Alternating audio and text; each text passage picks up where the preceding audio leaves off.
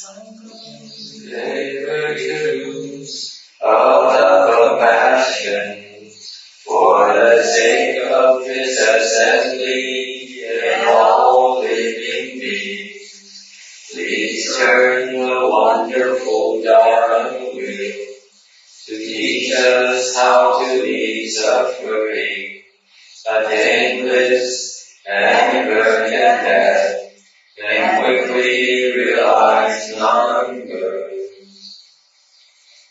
No Vietnamese today. Tonight is not coming. Oh.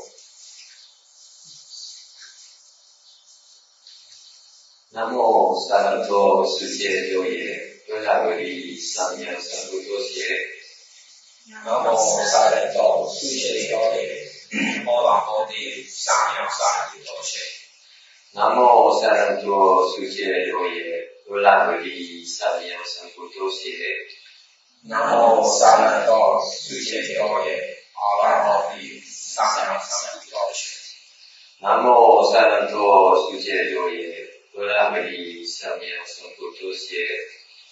Namo Saranto Suche Yoye Yonaguri Samya Sambuddhosye. The unsurpassed, deep, profound, subtle, wonderful Dharma. In 100,000 aeons, is difficult to encounter.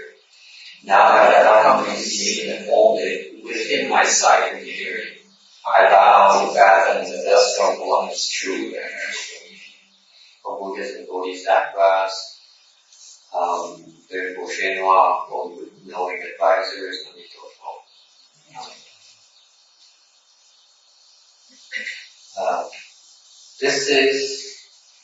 This marks the first time we are lecturing on the Medicine Master Sutra at Lhasa. We lectured this sutra last year in English, and this year we hoping that we can transmit the Dharma here to the Vietnamese. And apparently, there's a bhikshuni from Rosemead Temple was supposed to be here. Actually, two of them were supposed to come here today, but they did not make it because something came up. So maybe next week, they said, when the one bhikshuni said. Okay, I'm hoping that I could explain it and teach it to transmit the Dharma, in particular to the new people as well as the Vietnamese, because this Vietnamese, this Dharma is not available in Vietnamese, Mahayana. Alright. The lecture on this Medicine Master Sutra, we first of all should give recognition to the fact that we're using the English text, which is translated from Chinese. And I want to make a passing reference to the fact that the Buddhist Text Translation Society has been doing an excellent job translating Mahayana Sutras from Chinese into English. To me, they've been doing a superb job. They are creating an English vocabulary that I have been able to take advantage of use in our lectures, in our Mahayana propagation. So for that, I'm grateful for that. I want to tip my hat to them and say thank you. They've been doing a good job. And maybe that's why this year I might go to the City of 10,000 Buddha's 30th anniversary celebration as a small gesture to express my thanks for their hard work and their quality of work.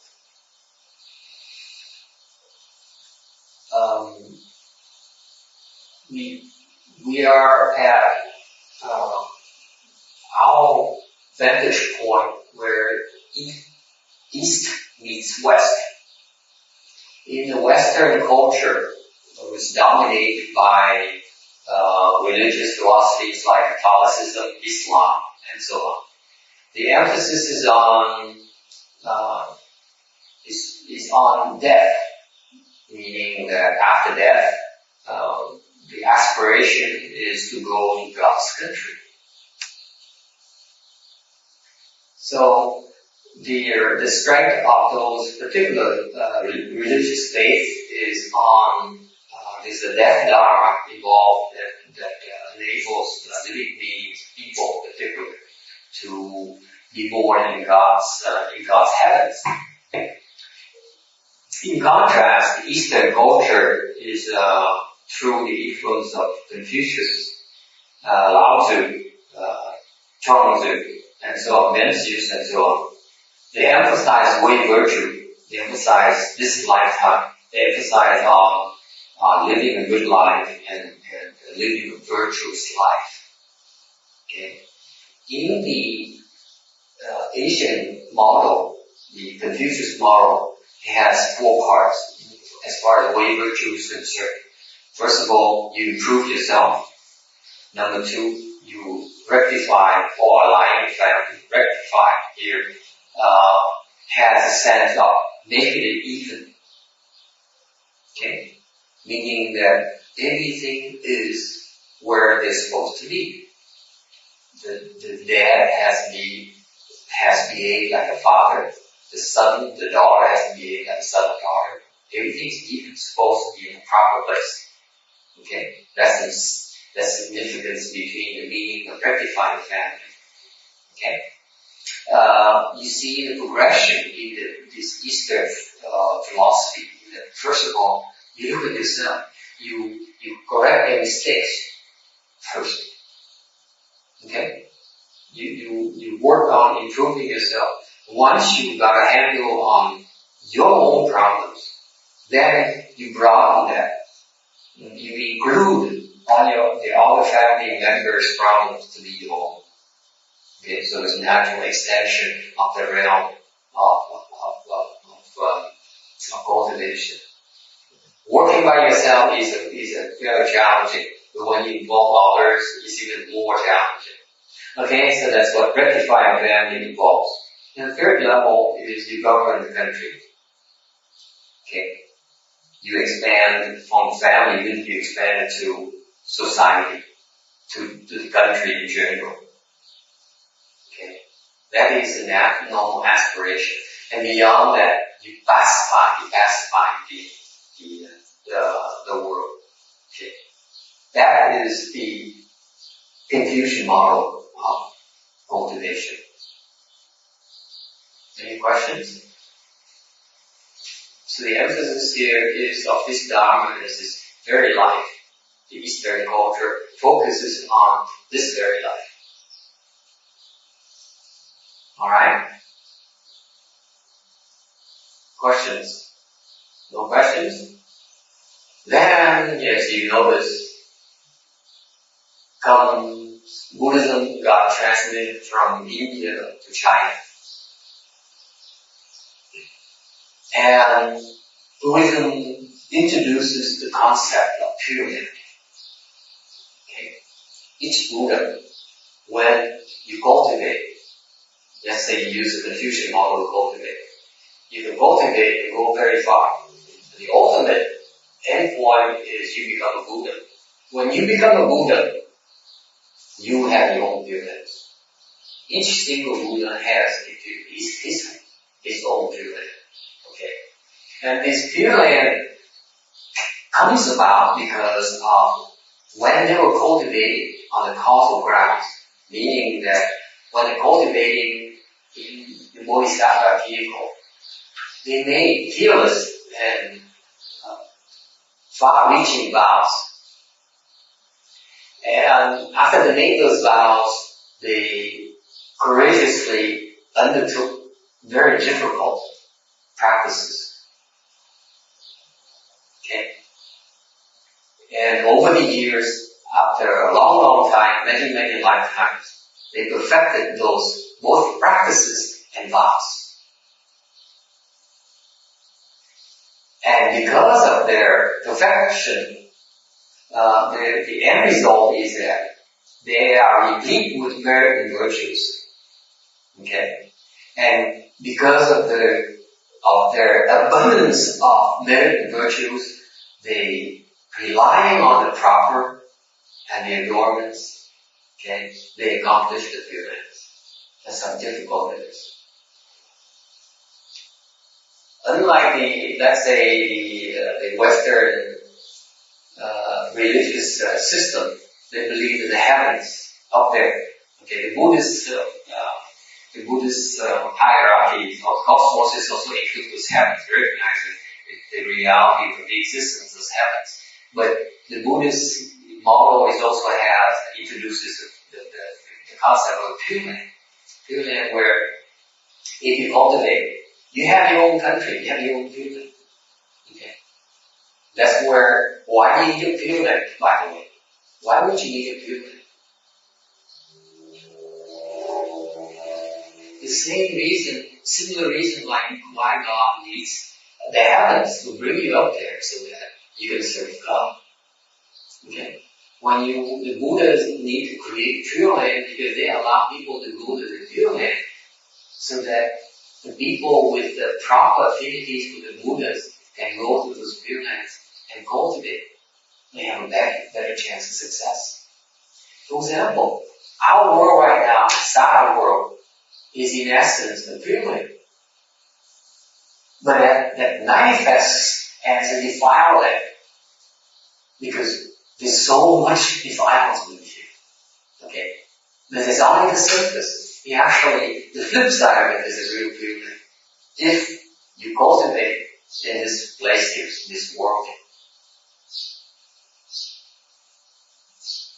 and become enlightened, you can see this world as a Pure Land. It's no longer defiled. Okay? That's the beauty of our Sada world. Okay? But anyway, that's a secret. Most people don't realize it, therefore most people only see the defilements.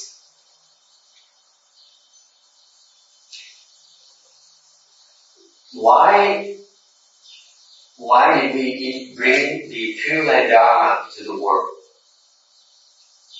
Because of the fact that living beings are becoming powerless. Okay? They lost a lot of internal powers to do with themselves, defile themselves, make it much harder for themselves to cultivate. Inside they dried up the fearlessness. Cultivation requires a lot of fearlessness. Okay, because you have, to undergo a lot of tests, very scary tests. And outside, the living beings do not have enough meritorious practices, like asking people to cross the legs and bear the leg pains is unreasonable. Okay? Because as soon as the pain arises, they lose self-control. Immediately lose self-control. Okay? They are so reliant on others for existence that they fall far short of the standards of the Buddha's self-reliance. And therefore, because of all these above mentioned reasons, they need to rely on others' power to make it more likely to increase their chance of success. And this is why the Pureland Dharma is the most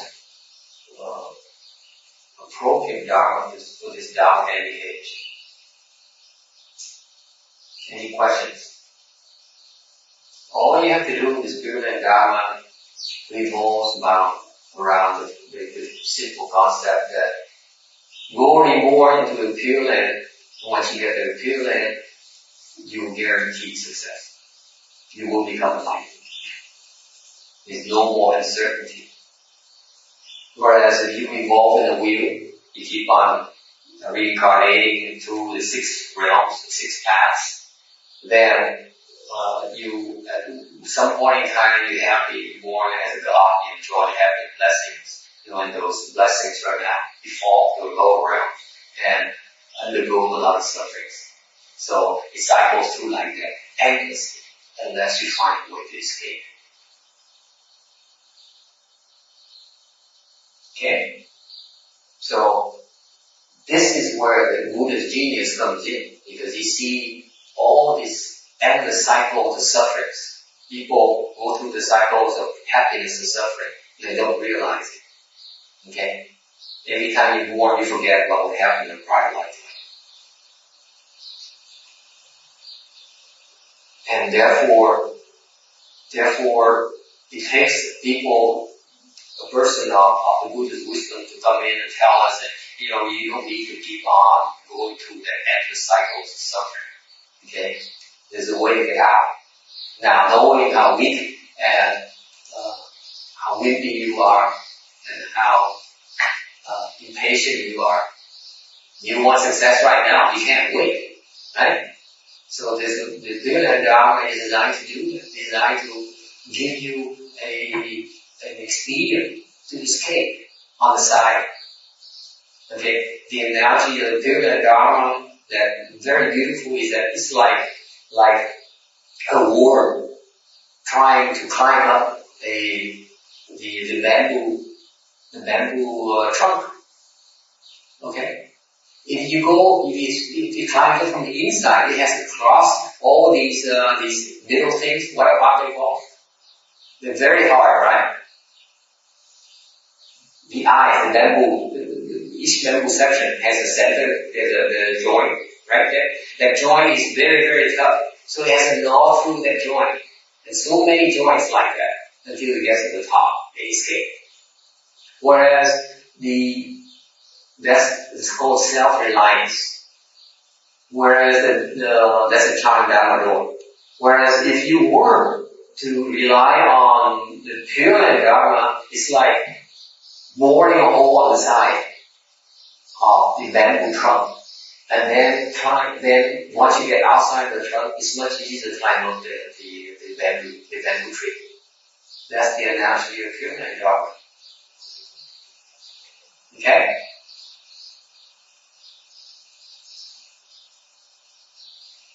Because of the importance of Pureland Dharma, Shakyamuni Buddha, when he brought the teaching to this world, Saha world, he introduces two major dharmas. Two enormous dharmas.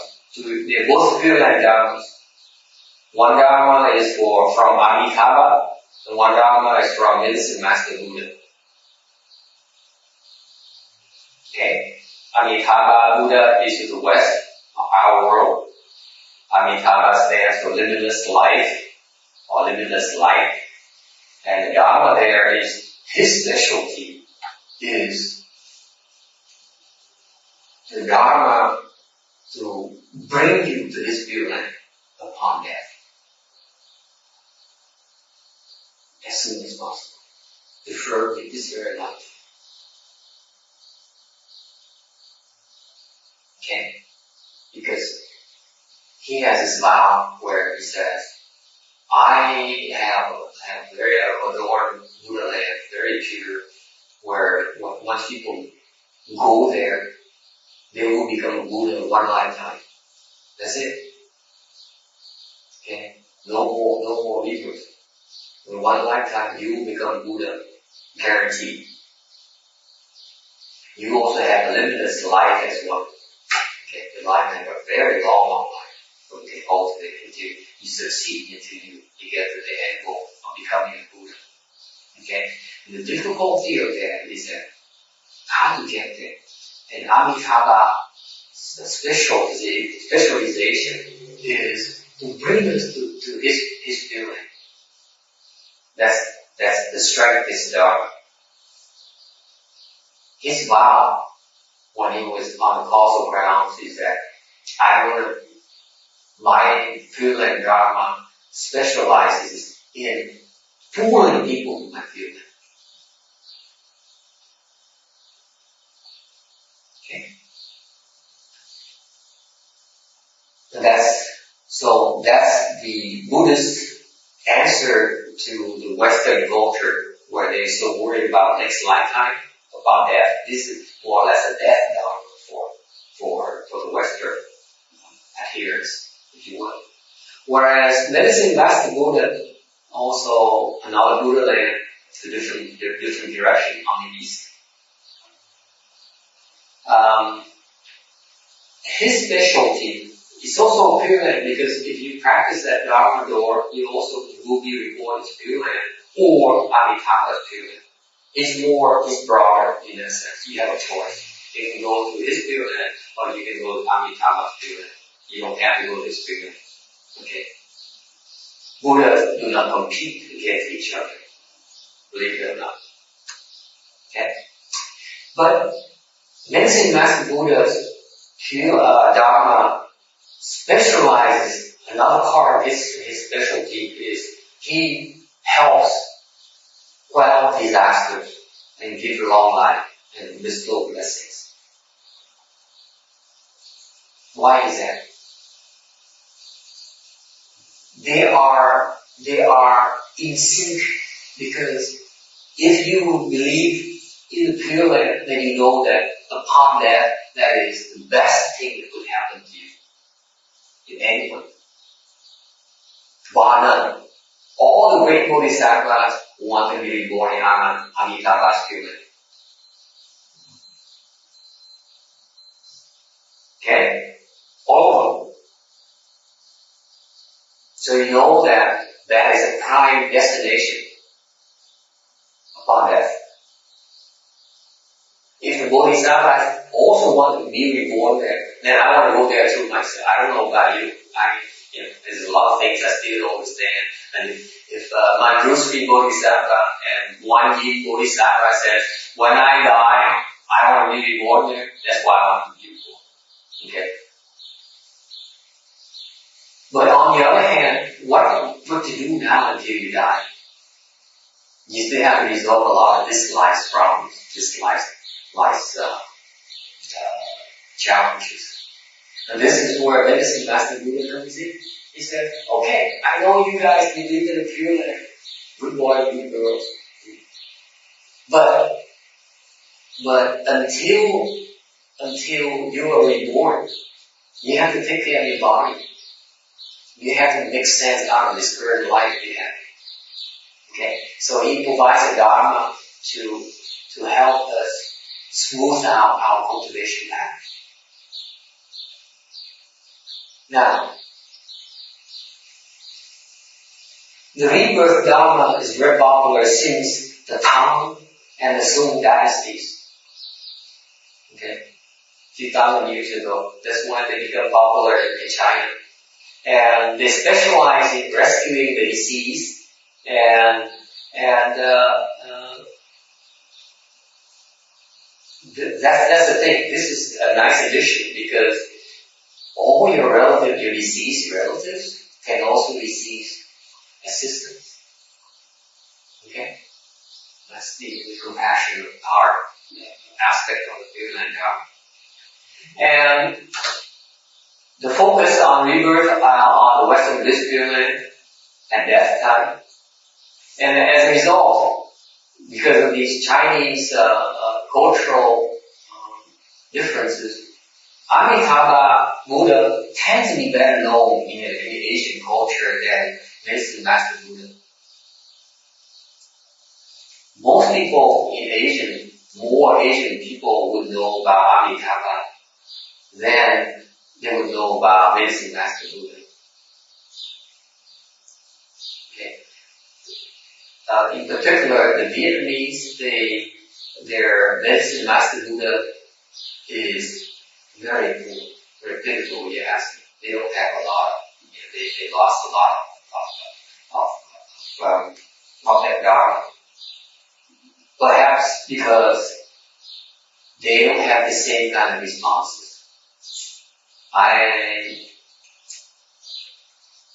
As the other dharmas, like the Pureland, like Amitabha and Wanyi, for example.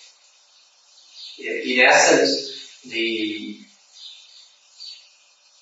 rebirth to Amitabha Pureland is one of the biggest Chinese exports to the world, to their figures. Because they exported that the rebirth Dharma to Japan, to Korea, to Vietnam, you name it. Okay, and therefore it is one of the Chinese treasure, one of the wonderful gifts from the Chinese to the world. Now we bring it to this country, to the West. This is truly one of the better gifts to the world from China.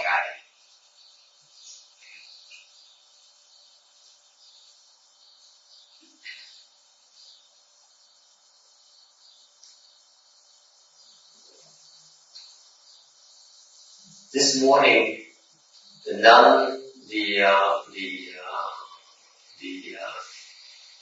abbess was supposed to drive the other nun to come here this week only to participate, to take a look at our medicine master assembly. And what happened is that they made arrangements throughout the week, like this emails flying in all four directions, back and forth. And it finally got to the point where we finalized the timing, and who's going to come and pick one nun up the and Thursday, the day before yesterday, she emailed me and said, "Oh, the other nun wants to come and take a look, and she would be glad to give her a ride." Okay, so then we had to email everyone and say, "No, don't come pick her up. It's okay." Now she got a ride.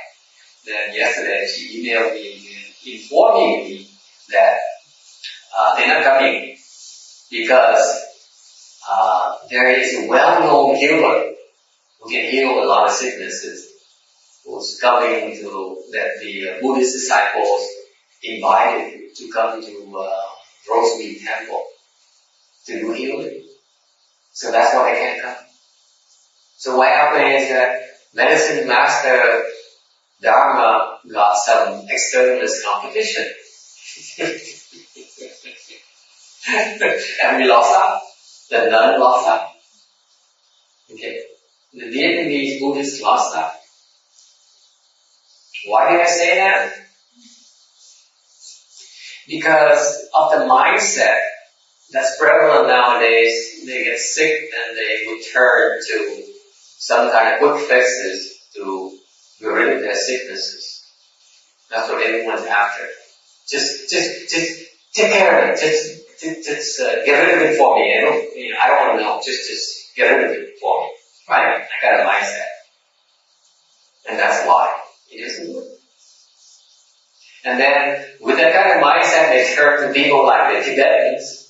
They say, "Oh, you know to heal people, so let's invite the Tibetan masters come to our house, and then for lunch receive offerings, and then after all that food and all the ceremonies, then they do private healing. They will heal you." And it works for a while, and then it stops working. You know that? That's what happens to them. The Tibetans are very effective initially. Same thing with these externalists, like the guy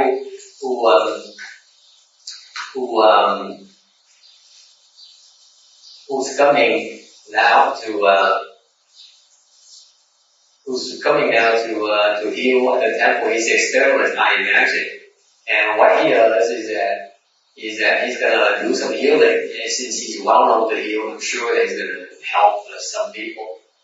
And then they receive some help. And then it's going to work for a while. And then we stop working. Would you like to know why? Yes. Because they are not healing it properly.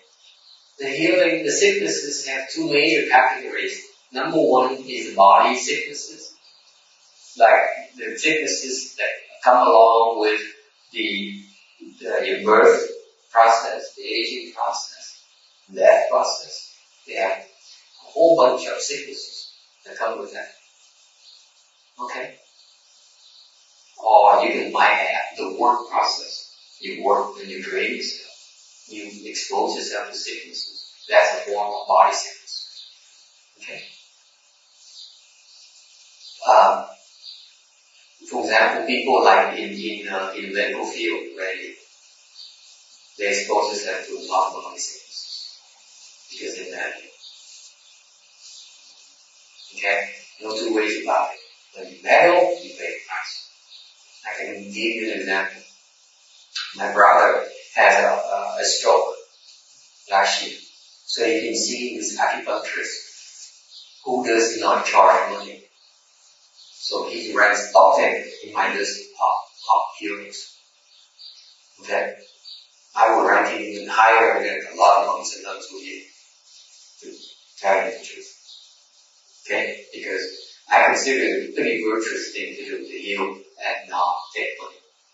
They've been doing that for 7 generations now. Think about it.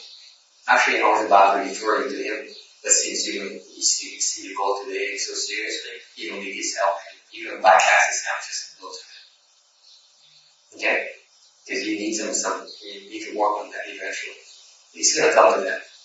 And actually, it's just like it took her a while to get rid of her ghost, and now, her leakages. Okay, so it takes a while, but you're on the path to take care of it. But 7 generations, all they do is they transmit that dharma to the firstborn. That's it. The secondborn does not have the right to learn that dharma. Okay, so this guy here happened to learn the dharma. He's not the firstborn because he's learning because the firstborn has some problems, so he cannot learn the dharma. Okay, Red has some problems. Okay, so his family, his father is a 90-year-old.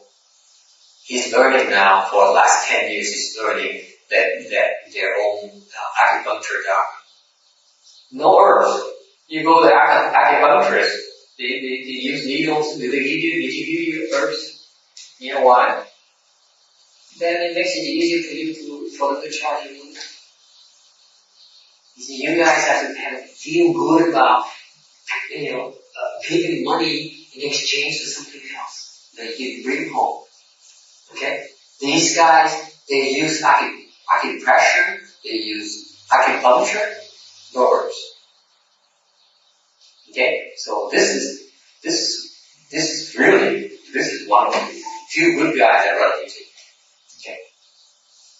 So they can help you heal the body sicknesses. They've been doing that for generations now. Okay? And guess what happens? The dad, 90 years old, and had a stroke. Now, I invited that guy to come here to participate in our assembly because he's also very eager to learn. My interest is that if he comes to learn our Dharma, it's going to help him broaden his understanding of his Dharma. Because our Dharma is much broader than his. Okay? And he can learn and have more of his family trade secrets and help more people. That's what this is about. Okay? But now he can't come because now the 90-year-old father need to be helped.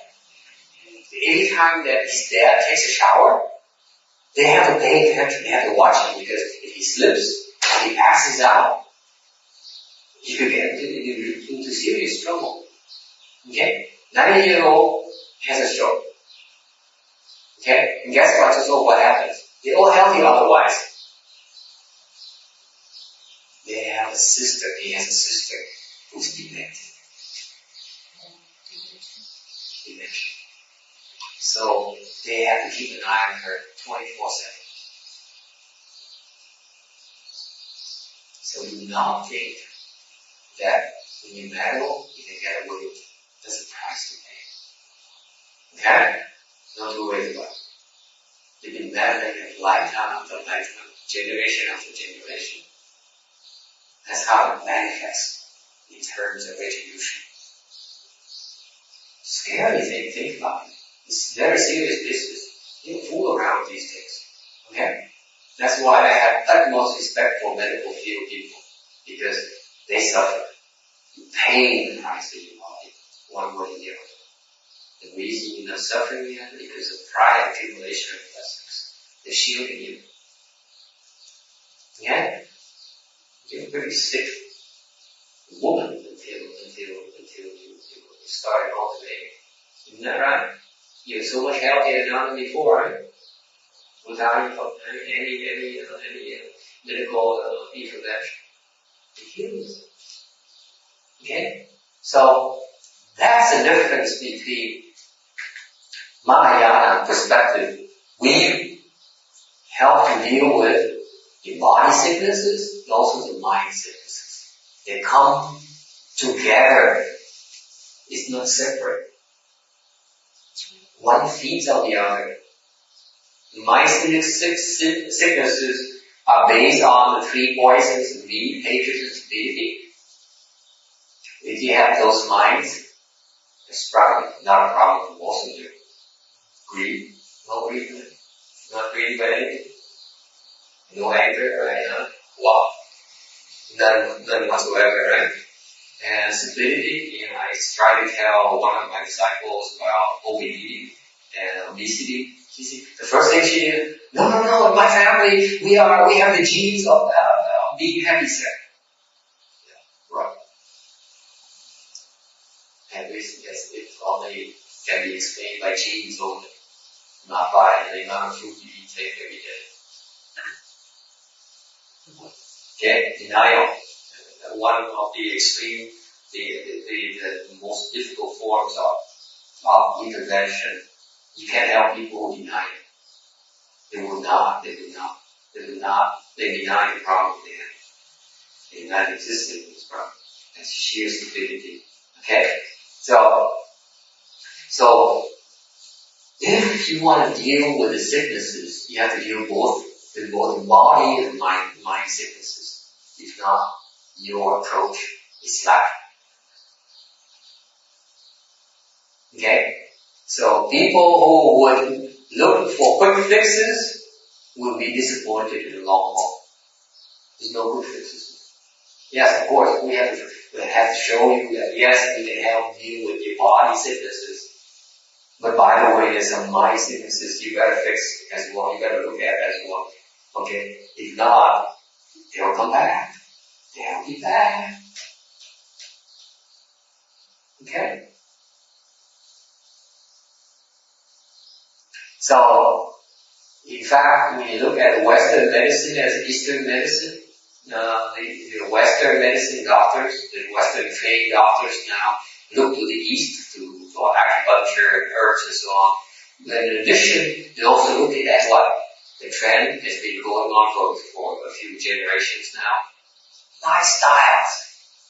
Right? It's what you eat. How you live your life.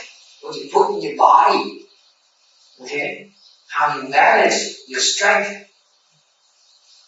That affects your well-being. That's what the Western doctors emphasize. And some of those famous doctors are popular because they emphasize the lifestyle. They talk about lifestyle. They're not really talking about technical medical information. They're talking more about daily living. Okay? What's that about? This is the mind dharma, isn't it? Lifestyle basically a mind dharma. Okay? So that's why Mahayana, our approach to healing is much more comprehensive. Questions? But don't tell people how there's that because they won't believe it. They only want quick fixes. They want a famous healer to come and heal them, and then they feel good for a few weeks, and then they say, "Oh, he's very good. I have this problem. He fixes for me." Right? It's a mandate, and then they go back and they keep making moves again. Okay? That's called stupidity. I'll give you an example of the power, the healing power of Mahayana later. Okay? Coming up. Medicine. we know it. Okay? Medicine here, this is the Chinese character of medicine. We are on slide number 8. Because eventually we have Skype up finally, thanks to Daddy's help. Now we'll announce it right today. Daddy sent out an email saying that I didn't have Skype at Rosemary Temple yet. We can set up a wireless router if you want to do that. You have a router? Yeah. A used one or a new one? A new one? I have a used one. So you shouldn't buy new things. I have a lot. I had a used one too. Oh.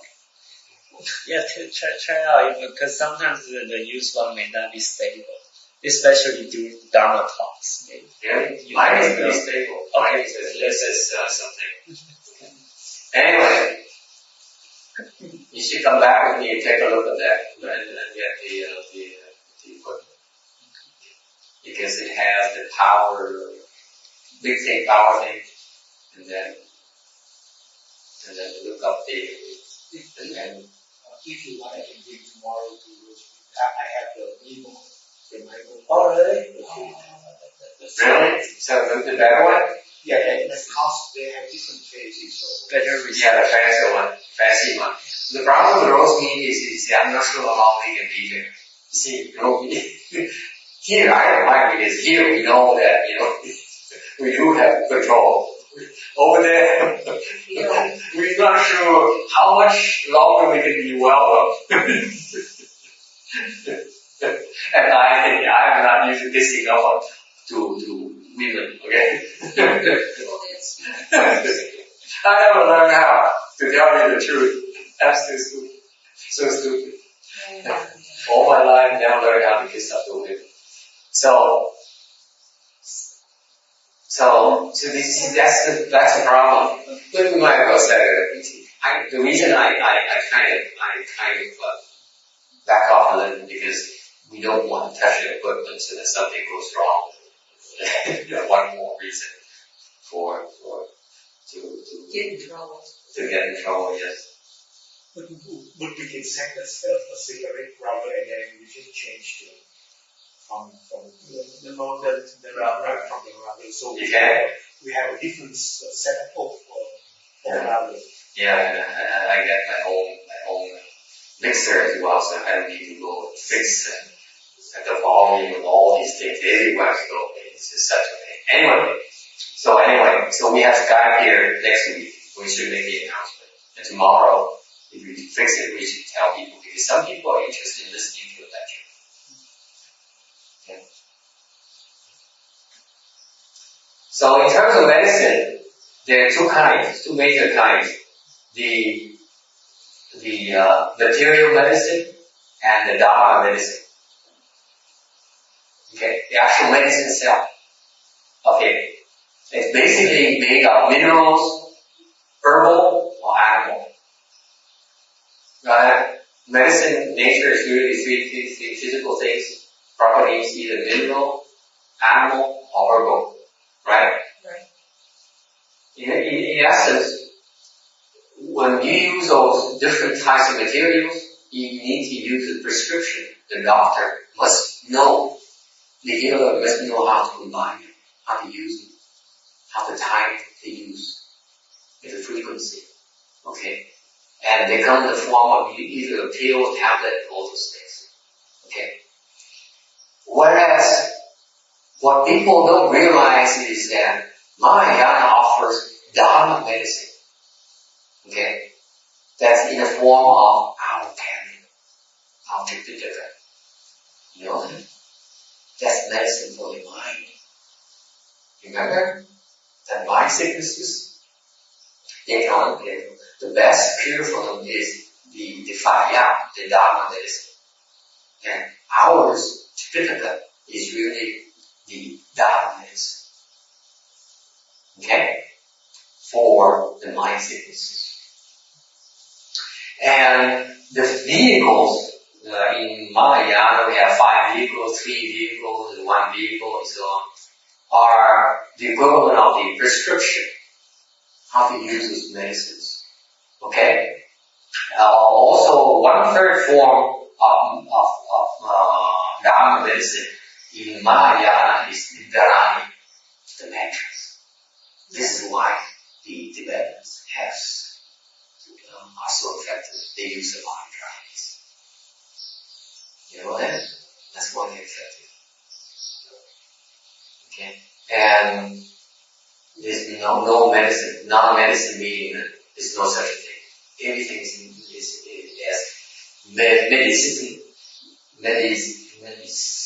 medicinal properties.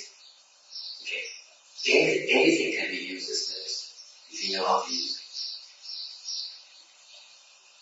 it. Okay? Any questions? That's the nature of medicine for you. That's Mahayana approach. The guy, the last one in the non-medicine there, that you explain it to me again. Dharani is the medicine master mantra. Oh, the mantra. That one. That's the Dharani. The medicine master mantra. Yes, those are mantras. Okay?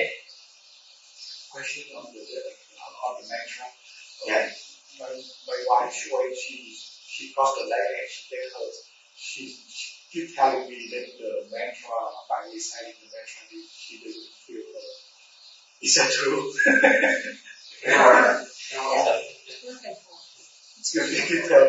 I was thinking that maybe she wants me to learn it, so that's what she tell me.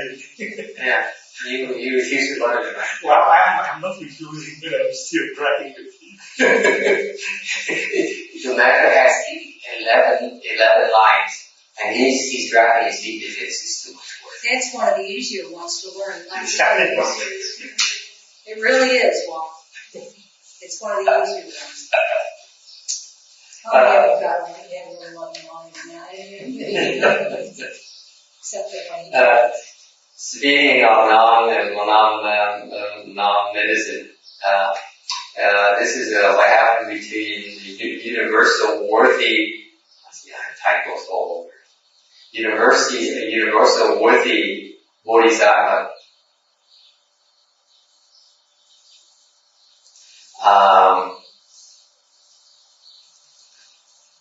Universal worthy Bodhisattva who was teaching Goodwill Bodhisattva. Okay, you can learn more about this one in a lecture on the Flower Adornment Sutra. Universal worthy is one of the four big Mahasattvas who are supporting Shakyamuni Buddha. And he's helping them teach the Bodhisattvas. And Goodwill is a pure youth Bodhisattva. Okay, so anyway, this great Bodhisattva, Mahasattva, is teaching another Bodhisattva called Goodwill. Okay, and he said, go to the mountain, collect all medicinal herbs, and bring them all back for me. Okay? And Goodwill went to the mountain and returned empty-handed. Universal worthy Bodhisattva asked him, why? Didn't you find any medicinal herbs? He says, too many. If the whole mountain is full of, I found too many medicinal herbs. I don't know which one to take back. So Universal worthy Bodhisattva said, okay, I give you a smaller project. Why don't you go out there and collect all non-medicinal herbs? And after a while, Goodwill Bodhisattva came back, also empty-handed. Asked why, he said, too many. The side of the mountain is full of non-medicinal herbs. So, it's an anecdote to tell you it's all in the mind. It's how you see it, how you use it. See that? Anything is medicine if you know how to use it. It's how you prescribe, the doctor prescribes. Okay? In terms of the Dharma medicine here, the Tripitaka, which is the sutra store, the Vinaya, see I have a typo here. Vinaya store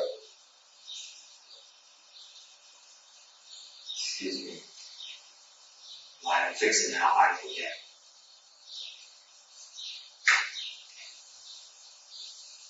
Okay, Vinaya, which is the precept store, and the Shastra, which is the commentaries from the Bodhisattvas or the enlightened cultivators. Okay. With the Buddhist canon here today at lunch, Danny helped me find the C-Data, the electronic version of the Buddhist canon. Beautiful, beautiful thing. But I recommend it. One day I learned how to use it. We have really, really, it's a treasure store of all these ancient Buddhist wisdom you don't find anywhere. Right now, for example, all these years, I've been going out to libraries all over California to try to find text for me to help me understand these sutras better. And the newer text, as I was telling Danny, is that newer text and newer known Dāng masters, even though they're very erudite and they're very versed on the Tipitaka, I look at their explanations and I'm not happy. They don't understand in my eyes. So I'm keen on, I'm insistent on getting the true, actual ancient text because that's what I value. It's really from the patriarchs, from the Bodhisattvas. I need newer people, the younger people, or more famous, more contemporary masters to massage it for me. I just need the raw text. And so it's a real treasure store because it contains limitless downloads, limitless ways to heal. Okay? And whereas the vehicles in terms of Dharma or the Dharma of medicine is that you have the 5 vehicles, the 3 vehicles, and 1 vehicle. The 5 vehicles include the God vehicle, the human vehicle, the Arhat vehicle, the Pratyeka Buddha vehicle, and Bodhisattva vehicle. Okay? Whereas the 1 vehicle here, that's the 5 vehicles. The 1 vehicle in the 3 is one in the 3 of them. Meaning Arhat, Pratyeka, and Bodhisattva. Whereas the 1 vehicle refers to Mahayana, or 1 Buddha vehicle, basically. That's what 1 vehicle refers to. So don't get confused. 5 vehicle is the lower level, from human to the Bodhisattva level. 1 vehicle is the Buddha vehicle. One vehicle. Vehicle is the analogy for the ability to ferry living beings to the Pureland, to liberation. Okay? So the 1 vehicle, the Buddha vehicle, is the ability to ferry anyone, including bodhisattvas.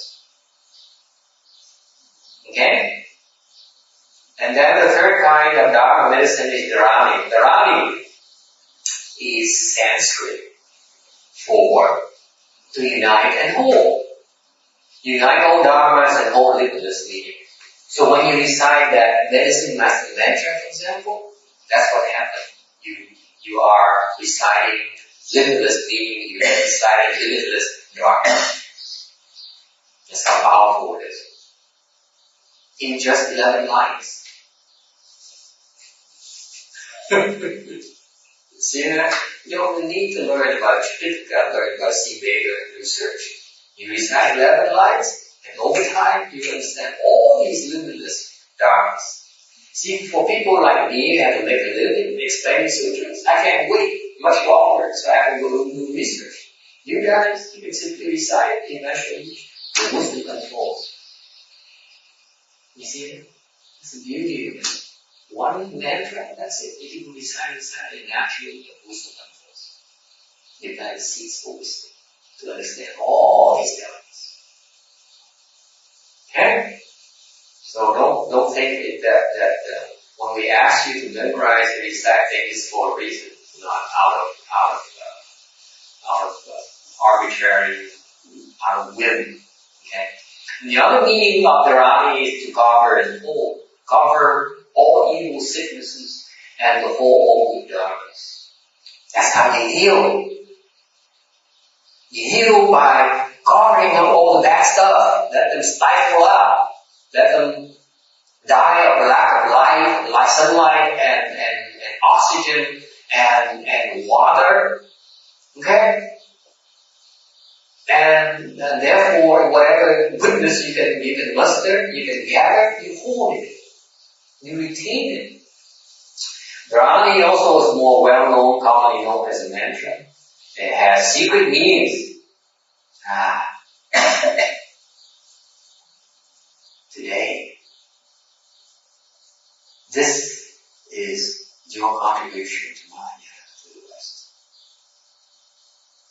The fact you gather today and listen to the lecture made me prepare for this. Because if you didn't come back, ranting, walk, dancing, the white chicks, okay, I wouldn't bother. I will simply use last year's lecture. Okay? So this year I explain more on the secret dharmas of mantras. Not that some people who are not interested in secret dharmas, no problem.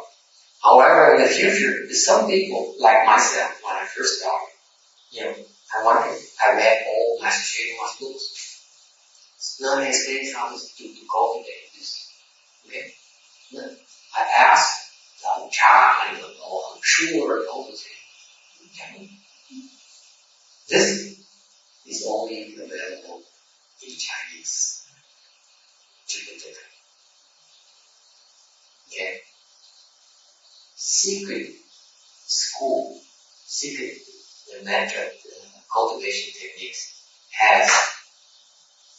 has 3 portions. Mudras, you recite it and you contemplate. Okay? For example, when I was translating some secret dharmas, they didn't teach me this contemplation.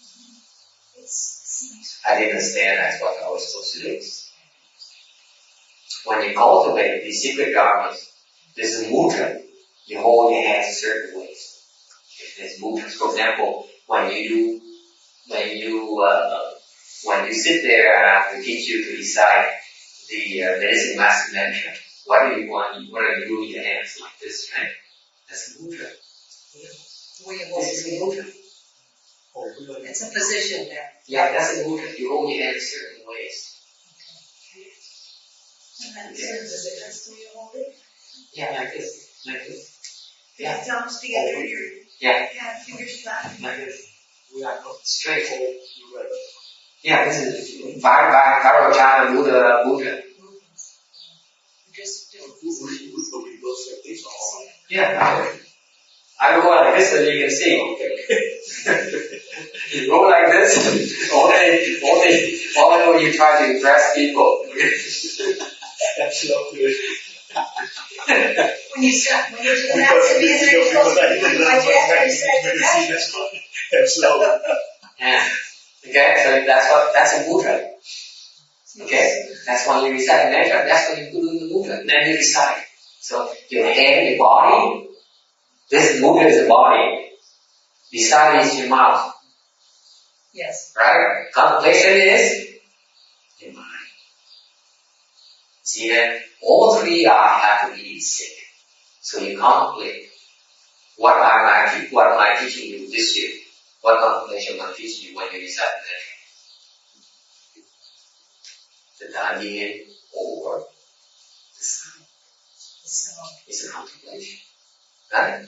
When all those 3 are in sync, then you obtain a response, you accomplish it. That's the recipe for secret school cultivation. In one of the books I saw from No one knows it. Not available in English. No Vietnamese. Master is in the right hand on top. Like Yes. Now she takes it serious. Well, we didn't know. Well, I asked you that. It took me several years. It's not until recently I need to do research. I look at this. This is what I'm supposed to do. But Master, if you say it's no longer a secret. That's why that's your contribution. Because you come to listen to the lecture, I will follow. Yeah, it's going to be like that. Okay, so this is our gift to the future generation, for yourself and to the future generation as well. Because it's some of these days when people have access to our MP3 files or our transcription of the lecture, either Vietnamese and English, they don't learn, they understand how to cultivate mantras. That's a recipe. You need to have a recipe. Okay? Do you know about this, Danny? Mr. Erudition? Not as precise as this. Why I'm explaining precise? See, I don't know why Master Shimon never really explained this. Okay? And this is why he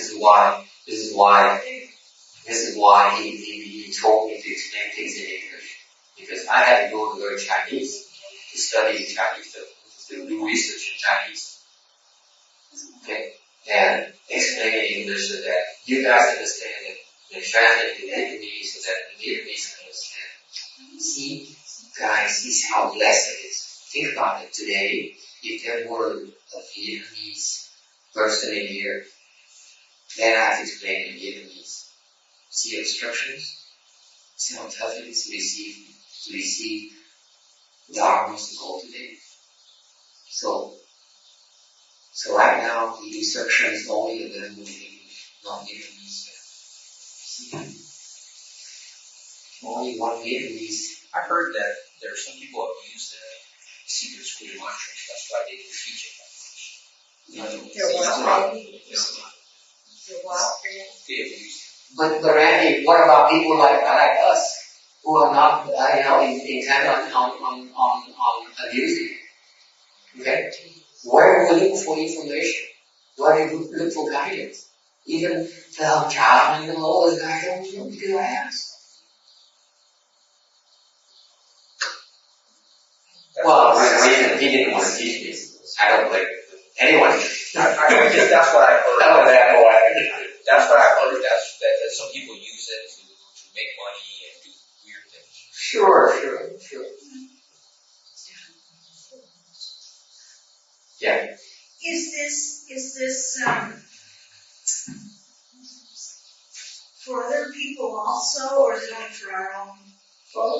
It's not anyone. We can do It's this totally still me. on behalf of other people, or do we just do it for ourselves? For now, you do it for yourself. Just for, You do not matter. oh, You do not matter. You cannot handle it. It is, remember that anecdote I told you earlier about a 90-year-old man who had a stroke, who has a demented daughter. There's a price paid when you live. You not put to him. I will not want any of you. Not yet. It's not worth it. It ain't worth it. Not to you. Okay? So the three components have to be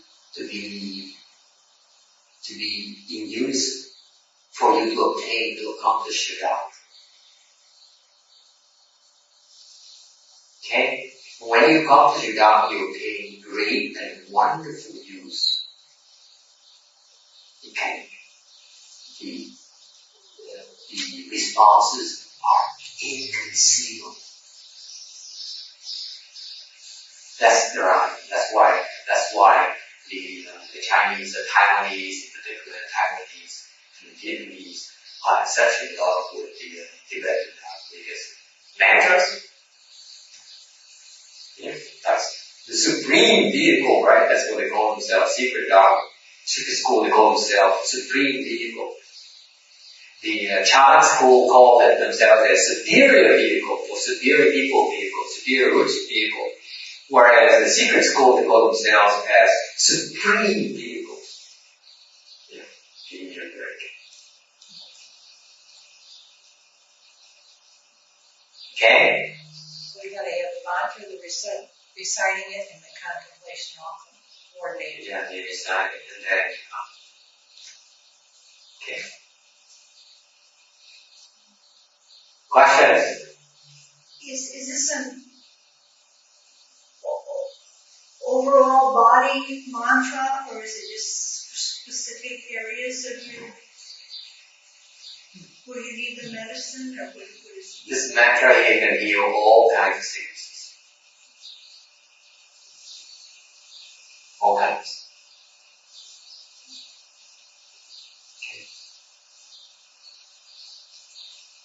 Okay. Any other questions? How you recite Buddha's name? Is it different? Different use. Different use. Even different Buddha's name and different use. That Amitabha's name is to pave the way for you for rebirth. That's its primary strength. Is rebirth.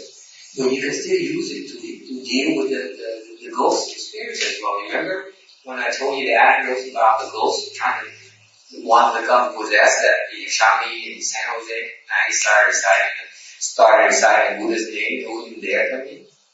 So that has secondary uses. But the primary use is rebirth. Okay? Medicine Master Buddha's name is for rebirth, but also equally important is to help you with your sicknesses and your various obstructions, your disasters. Okay, so it's different. The mantra, each mantra has its particular use as well. Its particular specialty. For example, in Mahayana, the most important mantra is the Sri-Rama mantra. That's the most important one. It's the king of the king of mantras. And we, as Left people, fully ordained people, are supposed to memorize it as part of our requirement to receive ordination. You know that? Why is that? Because if you recite the Sri-Rama mantra, okay, if you memorize it, you can recite it, then all the demons and the ghosts and the exteriors will not dare cause trouble. We say in the world, as long as one person is able to recite that mantra, all the demons and the ghosts and exteriors will be kept in check. That's why it's that important to us. That's why in Mahayana, in the temple, we recite that mantra once a day in the morning ceremony. When you go to, let's say, Xingju's temple, for example, they don't really recite it anymore. You know that? They don't recite it in the morning ceremony. How is it? What does it tell you? Not the same size as we are. Okay? Because that mantra is that important. On one of these days, in fact, I have the printout in English, 1 page or 2 pages. That my transmission, since I mentioned it, my transmission, I will give it to you. Okay, and I have those transparent thing, whatever you call it. Lamination. Okay, so I will print it, and you guys, one of you want to volunteer. I have a hand rolled laminator. And then they have quarter triggers as well. So because the big Dharma assembly, I need to have all these different gadgets. Okay? Because when I, for example, when we do a lunch ceremony, a short lunch ceremony, I would hand out these things, laminated things, so that everything will get spoiled or swell. Okay? So respecting the Dharma. Same thing. So do that, and I will give it to you. I think Danny's too busy. I'm gonna have a final number volunteer. Yeah, there you go. Thank you. Thank you, Robert.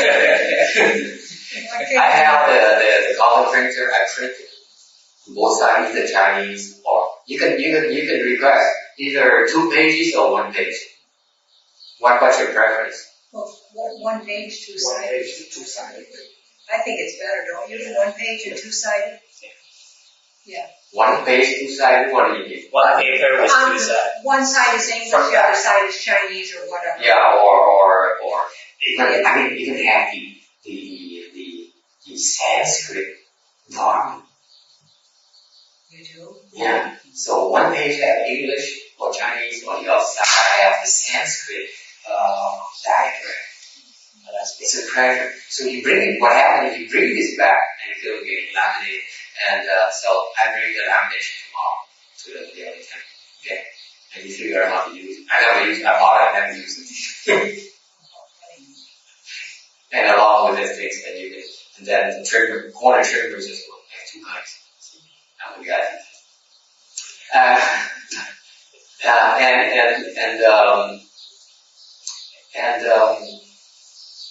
What did I want to say? I forgot. About the Sanskrit. No, but Bring it Sanskrit. Oh, you bring it back. Bring what?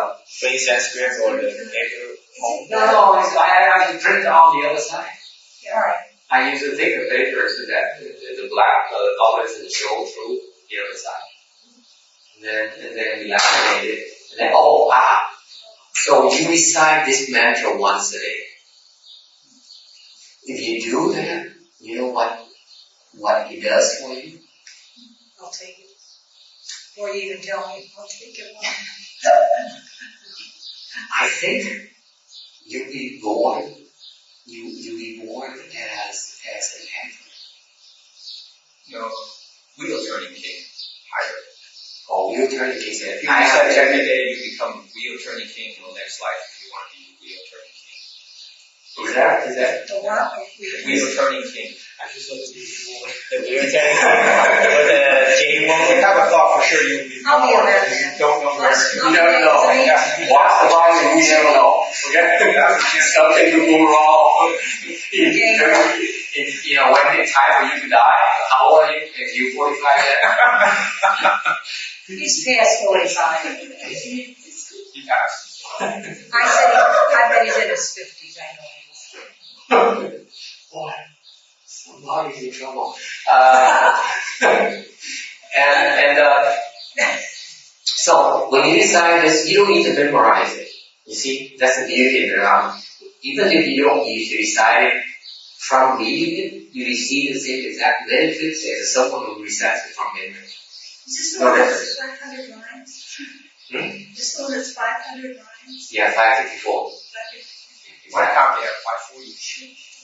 554. Sometimes they merge the 2 lines. Sometimes I see it separate. Mine is 544. Is that the sheer I would volume? print it. I would gladly give you some.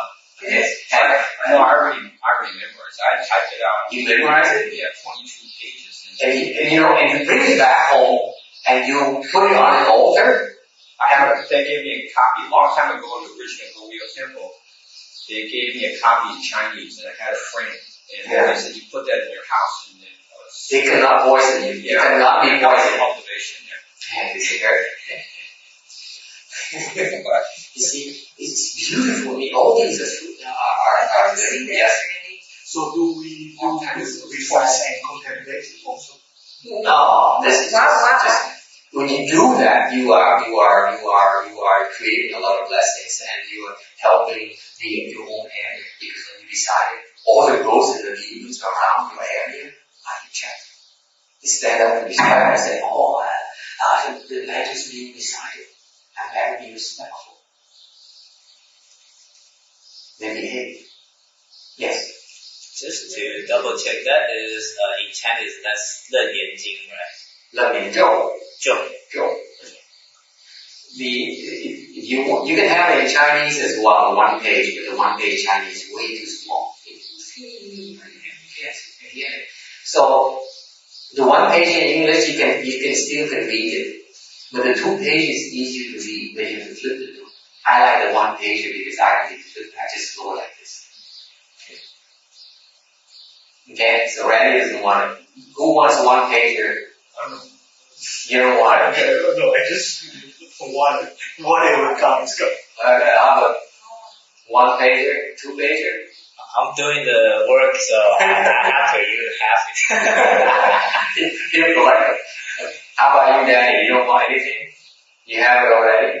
So you bring it back, you put it on the altar, you can make offerings. You're actually making offerings to the jewel. Okay. I don't have it all. Okay. And if you put it in the house, that in a like an altar, a place of worship, actually you receive protection. What happens is, whatever the mantra is, their Vaja spirit protectors, protecting. Same thing as a Buddha image, same thing. They're protecting you. Okay? Wherever the mantra is, that's what the Buddhas are. That's how. So it is really a precious thing. Don't take it lightly. So it's produced. Alright? Is this a very small print that you're talking about? With several, One page. Yeah. Let me see if I have it. with several, You still can read it. You still can do it. as long as you can read it out. Yeah. If not, you can always get 2 pages. Well, I want to know, if you recite this, can you recite this walking? You cross your legs and you start from The medicine master you're talking about. The medicine. Yeah, You can walking or sitting or whatever. the mudra, this recitation, contemplation is when you cross your legs and then you do these things. That's where you have the best concentration. But you can do mudras on the side and contemplate while walking as well. Any other questions? Yes. Let's go 2 pages. 2 pages, okay. Flip it on what, like, hit 1 page on top and then put the second page on the, you know what I mean? I have double-sided. I have dual-sided. Yeah.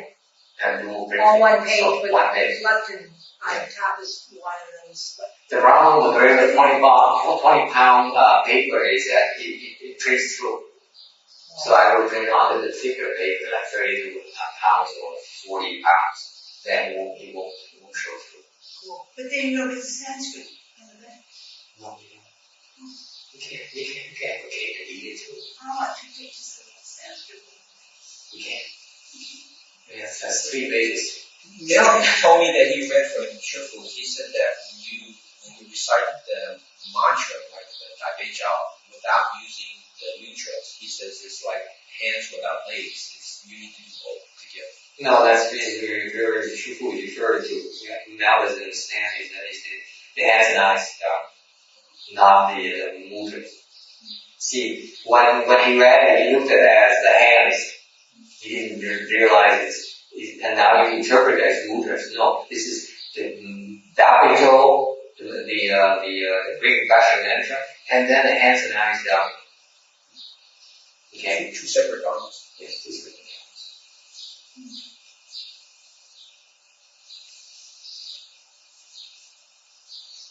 Okay? Any questions? So going back to contemplate, is there a way to combine like the hearing and the chanting? Can you do that? I personally cannot do the 2 things together. Do what? Using the hearing and also the chanting for contemplation. You focus. The Dāng here is basically an expedient for you to center yourself somewhere. Okay. When you go to your Dāng here, and you concentrate on your listening from your Dāng here. Got that? Because when you focus on your hearing and listening, it's from up here, right? That's where your brain's up. I'm saying go down to your Dāng here first, and then pay attention to your ears. Okay? That's the Dharma. It's an expedient. Go down here, don't stay up here. Go down to your Dāng here first, and then concentrate. I like that master. Okay. Any other questions? Most people don't understand it. I'm trying to be teaching the Dāng for all these years. They just still doesn't understand it. Okay? So all he needs to be deep. Cool down. Yes. So you want 2 pages or 1 page? This is. 2 pages. 2 pages. Okay. Okay. Can I have 1 page? Okay. I'll print out both and then see which one's better. 2 parts.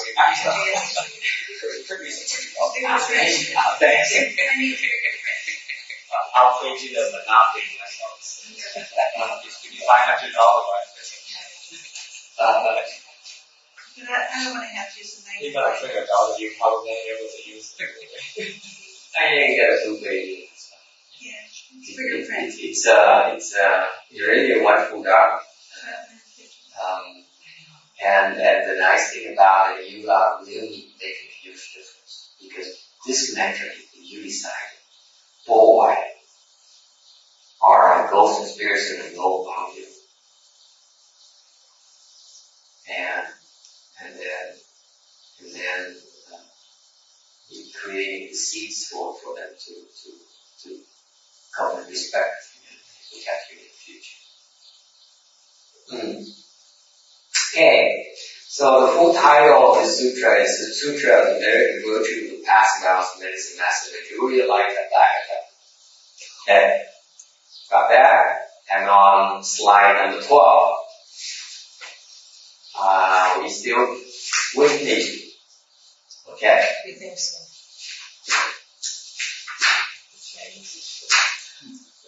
Yes. Why did I go through? I do this when I only have to speak in English. Yeah. Will we ever be saying these mantras as a group? Yeah, we will have one day visitation. Or just once? That's why I mean, not one good time, a full day visitation. See what happens, we come here and we practice here, okay? But eventually, if there are more people in the future who are interested in coming and learn and practice, then we go back to, let's say, even here, we can rent the whole place in one day, or the entire day, or go to a temple like Rosemead or the other Rosemead temple, where we can practice for the entire day. Okay? Then it's even better.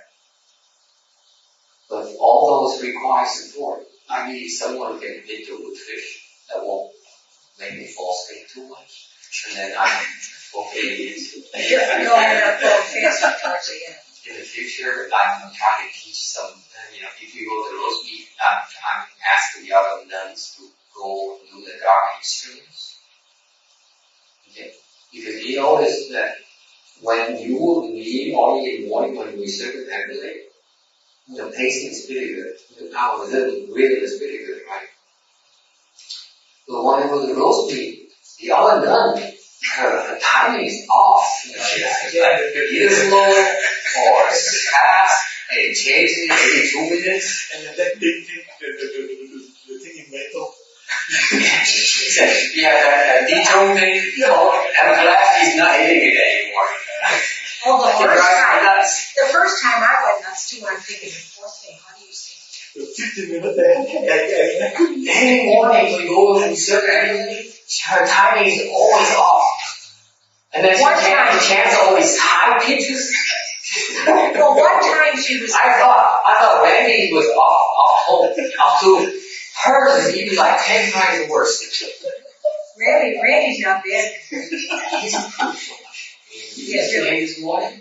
Yeah, but it's very off. Yeah. Actually, you're supposed to go when you at the Long Beach. They told us when you walk, the right steps first, Nam, and then Ami is the second, and then To is your fourth step, and then four. You're supposed to walk all the same step too. No. So that, that's the way if you go to Gold Wheel, they all walk the same way. Yeah. I mean, it's like that's the way. It's like you become moving robots. Yeah, one altogether. I'm sure that's the way you know. And a couple of times when I was there, one of the nuns, was going like this, and everybody was going too fast. She was trying to slow down the tempo. Yeah. You see, they don't talk, but you can see her hand go up. That's Pureland Dharma. This is not Pureland Dharma. It's a difference. It's a huge difference. Okay, huge difference because I do not believe that that's a good thing to practice. It's too distracting. I do not want you to concentrate on anything but what? Stable and ours is far more going to yield much faster results. I can tell you that. The navel and the self, right? That's it. That's what I Nothing else. Right. Nothing else. You don't get afflicted because you walk different or walk too slow or pay attention to whatever. You wouldn't pay attention to one thing. That's it. You see that? Why have it complicated? You have to simplify. This is the difference. This is why I'm teaching you and not using Vietnamese Pureland Dharma. Ours is slightly different. They will teach you something through them. Yeah.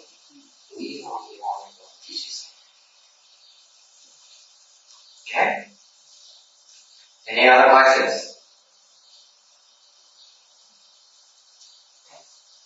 There's no need to go one step and so on because now you have to pay attention to your pacing. Okay? And then the speed. Okay? And then you keep on adding everything because of course what you're doing, you're keeping your mind busy. Okay? And after all those things, you go back in only one. You create single-mindedness. Okay? So why on earth do I ask you right now? Why do you have to focus on your arm on the way you walk? Because eventually you don't care anyway, do you? It won't help you enter samadhi. Entering samadhi requires single-mindedness. Think of one thing only. Not everybody reaches a certain. See that? What's the difference between once you understand the Dharma versus you're still trying to understand it? That's Taiwanese. Well, that's Taiwanese approach. That's where they came from Taiwan. Yeah. Actually, they said it came from They were a great Dharma instrument. I'm just born there. Nothing personal.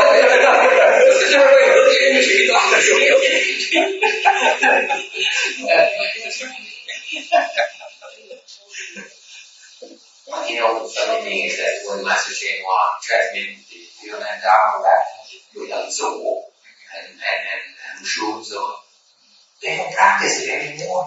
So we don't know exactly what Master Cheng taught. I'm not happy with the Taiwanese approach. So can call it VRBA whatever because the VRBA right now is dominated by the Taiwanese nuns. And so the CTPB, when you go there, basically is run by the nuns. And only is rubber stamp stuff. He doesn't do anything. Okay? He has nothing more to add.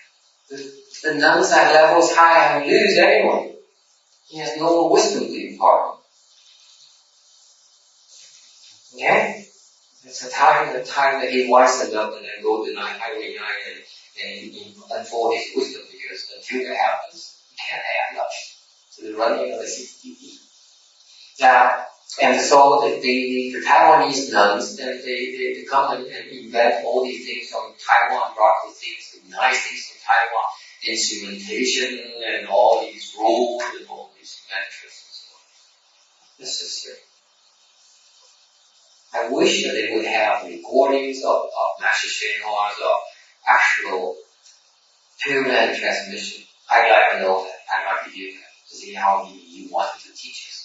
Until I hear that, this is how we practice it. Our Pureland Dharma. Okay?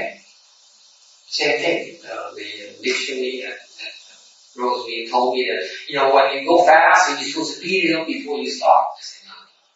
You go one speed. Period. Okay? When you sit down, we have 6 speeds. You go, a little bit faster, then a little bit faster. Yeah. And then it's like 4 or 5 speeds. That's Taiwanese. Yeah, actually it's going to be tomorrow.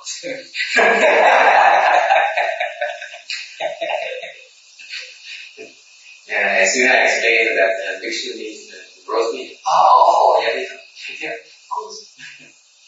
It's not Taiwanese, it's American. This is American view, and Italy.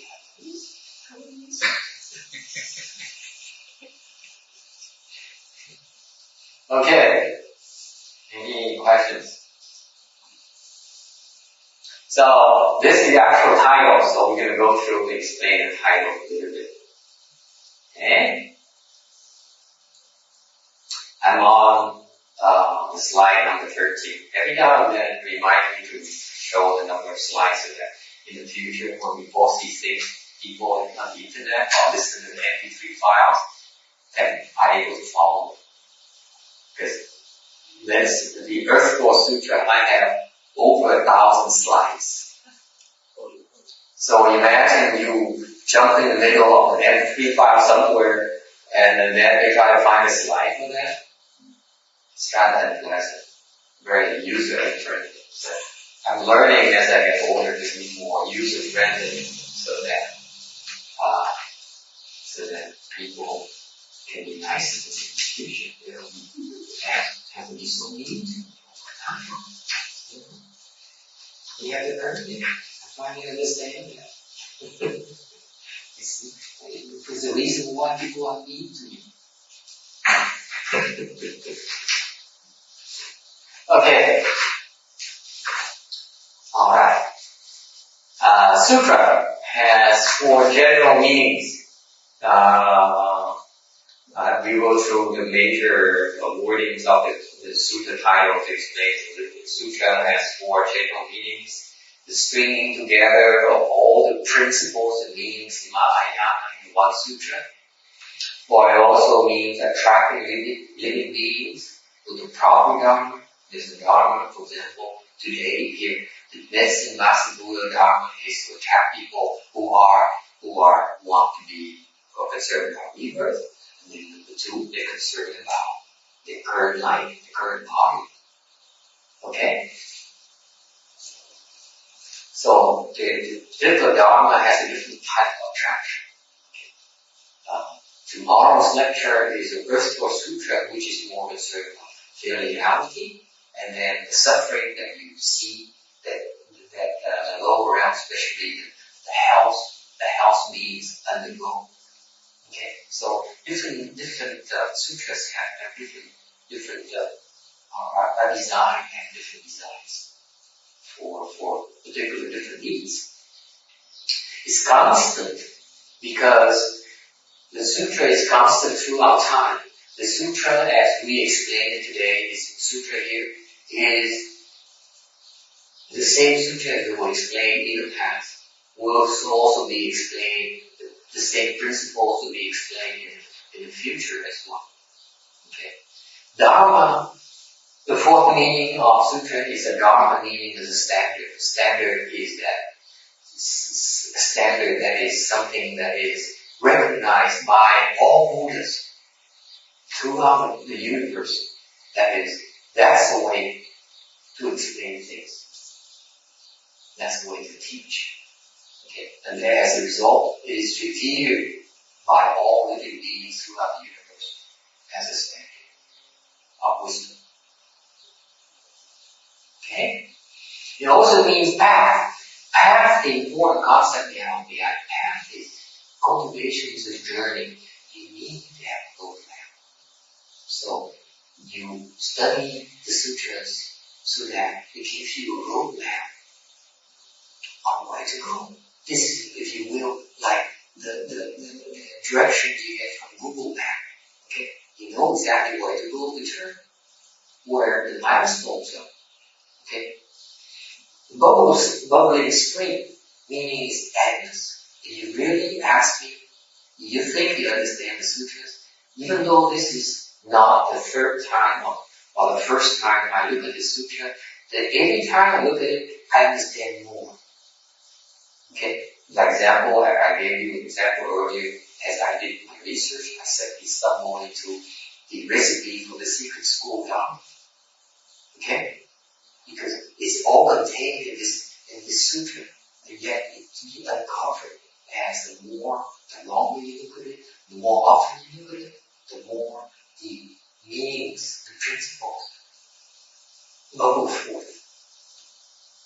against them. Okay?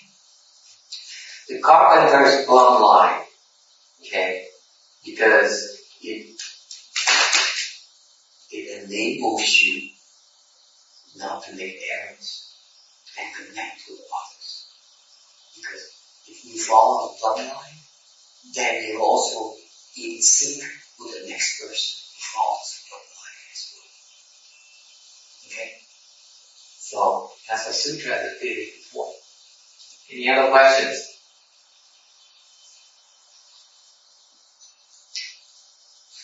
Merit and virtue. Merit can be observed externally, meaning that it requires activity, it requires work.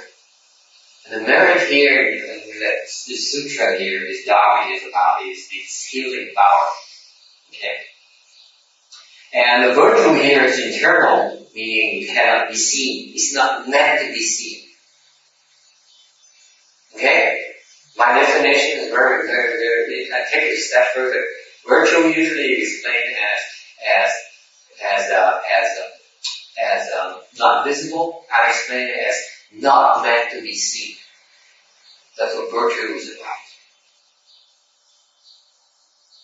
No one wants you to know about the virtues. A virtuous person does not want you to know about his or her virtues. That's why he or she is virtuous.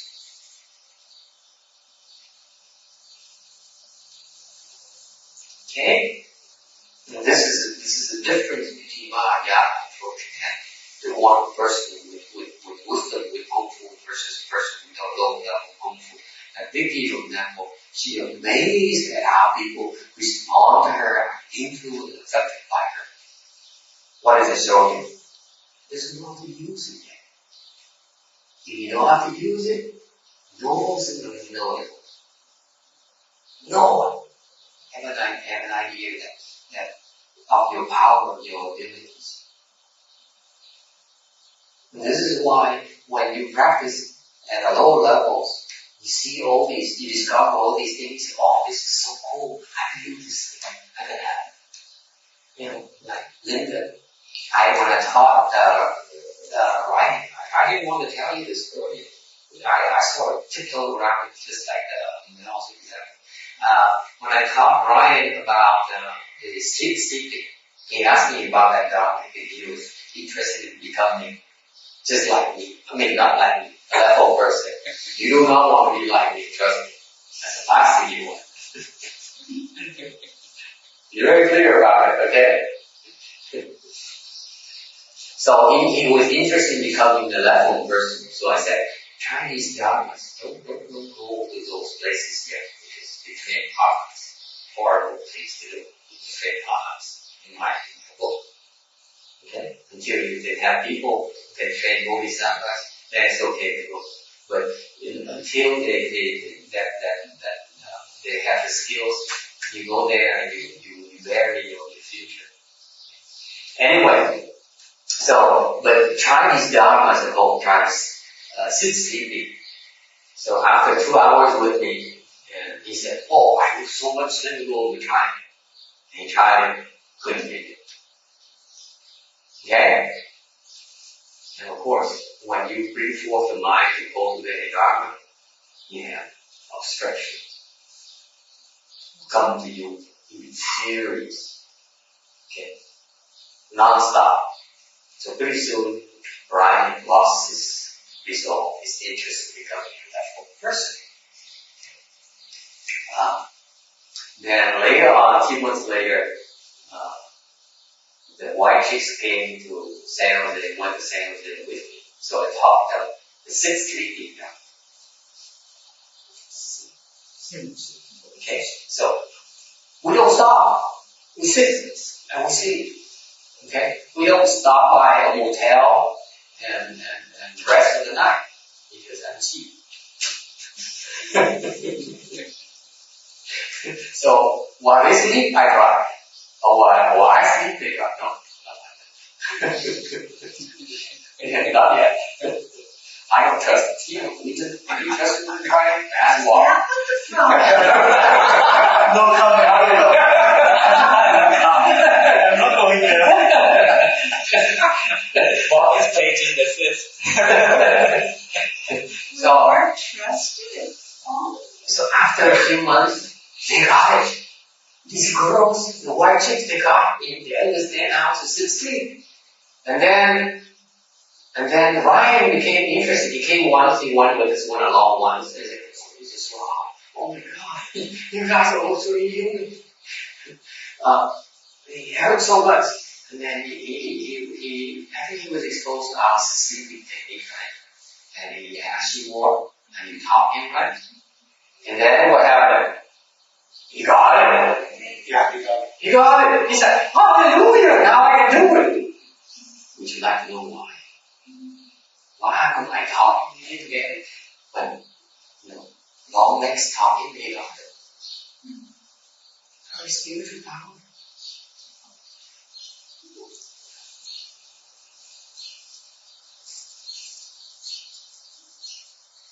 You see, later, if you can do it, so good at it. Why did I do it? Because I had the choice, I chose not to do it. Because if I did it, then he would not have failed. Then he would not realize how tough it is to be a medical person. Okay? So, you understand these things, you have a choice when to do it, for what purpose. You don't just go around saying, hey, look how great I am. You want me to teach you? No problem. See how great I am? Huh? Tell your friend, okay? Tell you how great I am. I have more people to come. What for? Because as soon as you reveal it, they come and say, give it to me, give it to me, give me some more, give me some more. Give me some more. That's what you guys do. Everything. Give me some more, give me some more. What else have you got? Nothing. Okay? So anyway, so you learn, the virtue is not meant to be seen. It's not like an idol. It's not meant to be seen.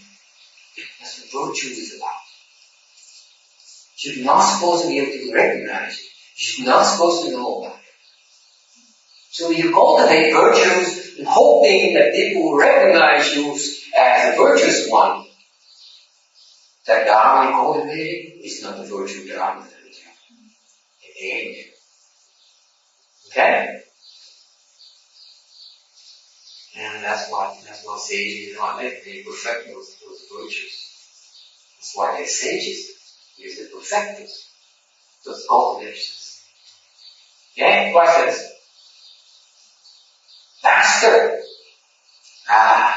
Master. Why is it called master? A master is a person who can accord and guide. Why is it important to accord? First, you don't accord with living beings, they run away from you.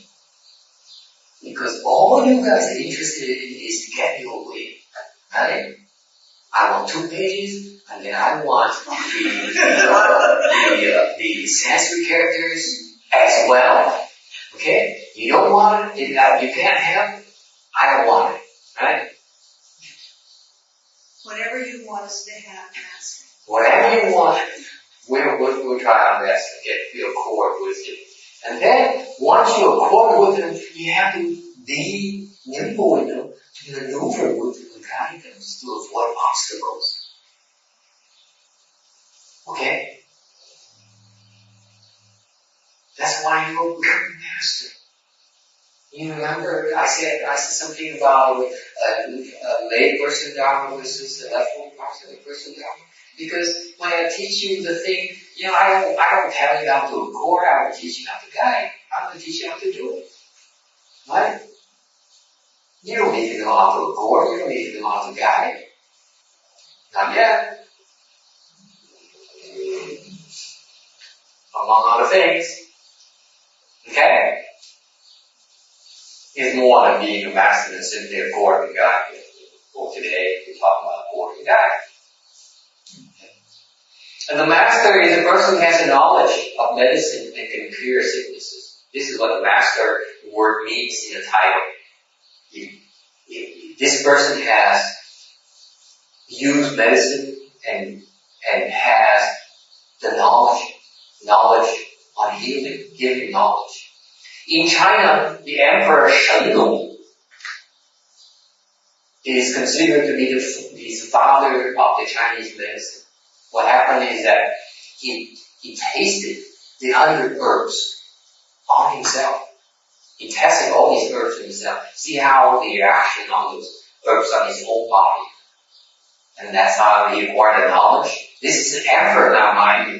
This is not the kind of emperor who sits there and enjoy all the delicacies and the wine and the belly dancing, and all this music. No, this person here is working hard to help his subjects. Okay? And he's invented Chinese herbal medicine. Supposedly. Okay, he's actually a bodhisattva. And this master here, medicine master Buddha here, is the master of the other 9 realms. Because all the other 9 realms have their own sicknesses. And only the Buddha as the master can help you. Bodhisattvas too have their own sicknesses. They also need the Buddha's intervention. Okay?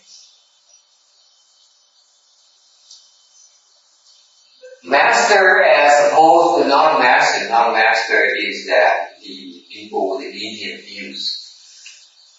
Lenient meaning they do not believe in cause and effect. Right? Questions? Vows. As far as people goes, they make resolutions. They want this and want that. They resolve to get there. They do this and do that. Okay, when I was younger, I resolved to buy a 2-seater Mercedes as part of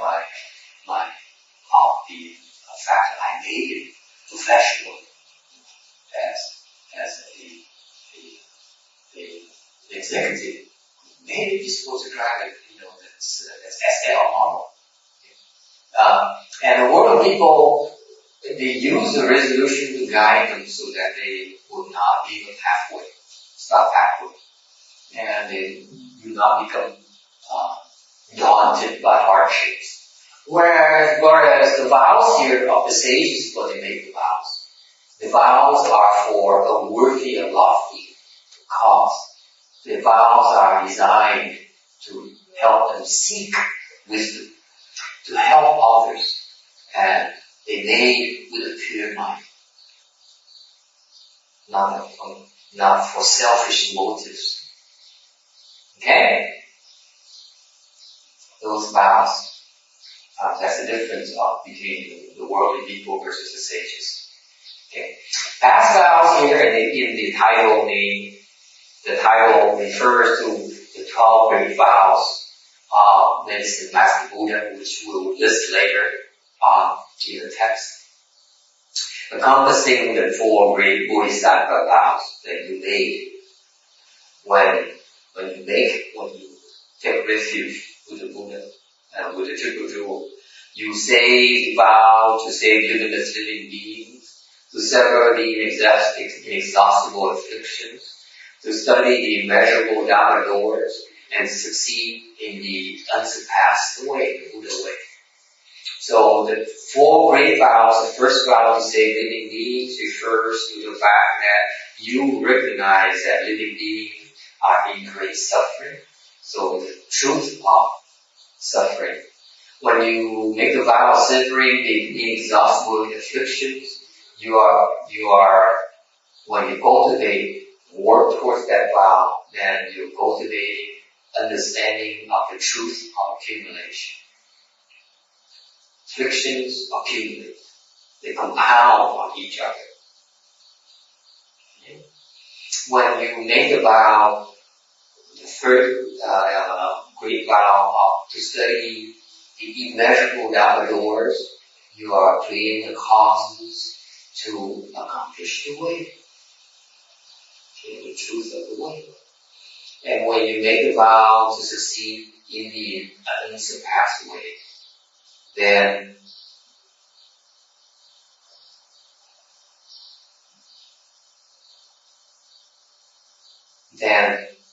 you are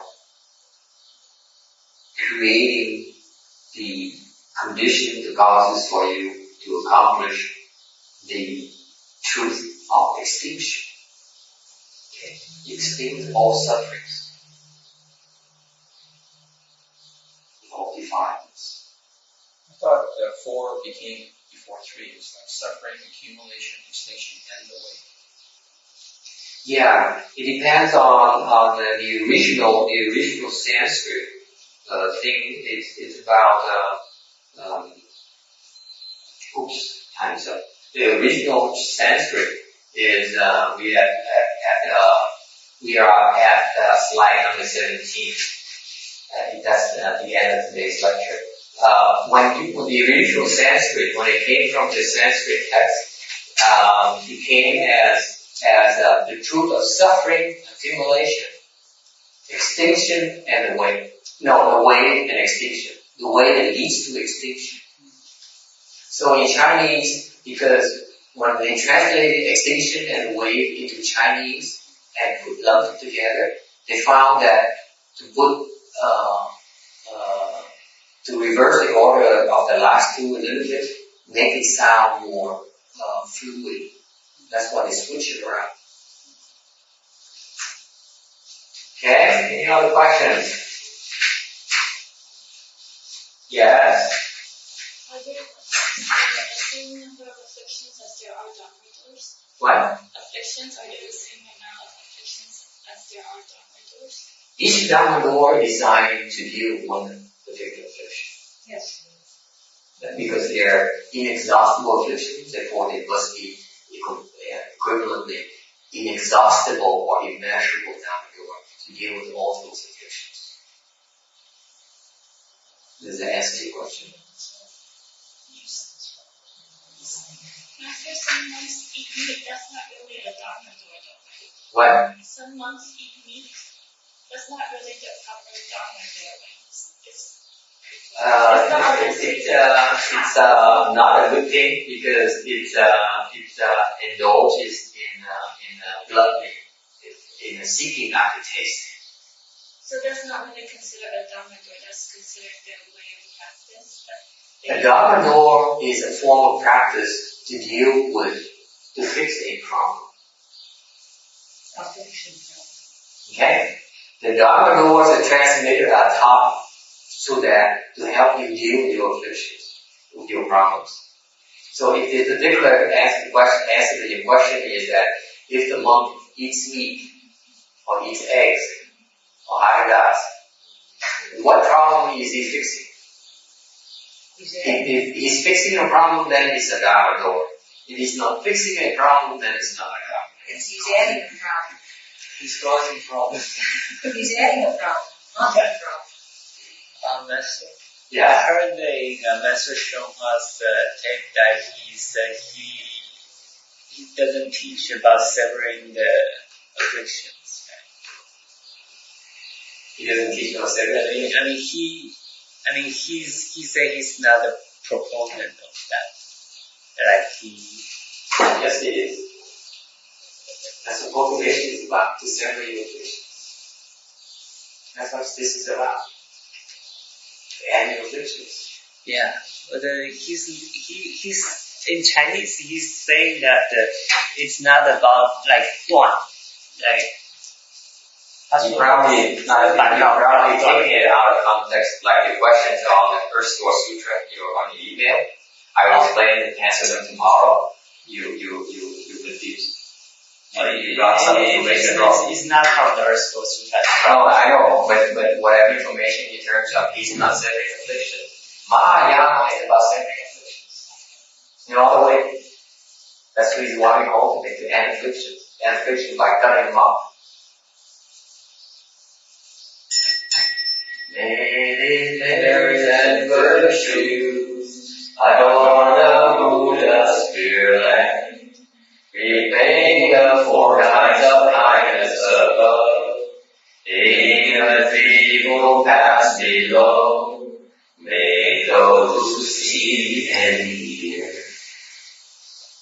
All bring forth the holy mind. And when this retribution body is done,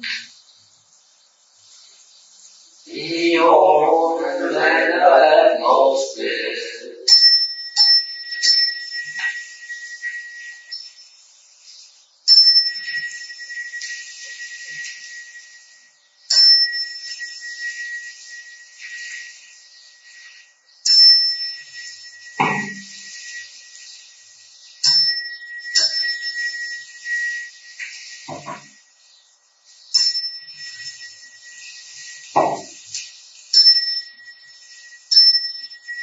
Thanks for coming.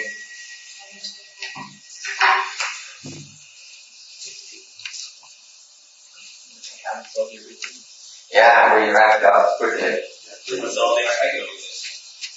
We take care of our equipment first. Don't worry about that. Load up and then, we ask them what they had to put.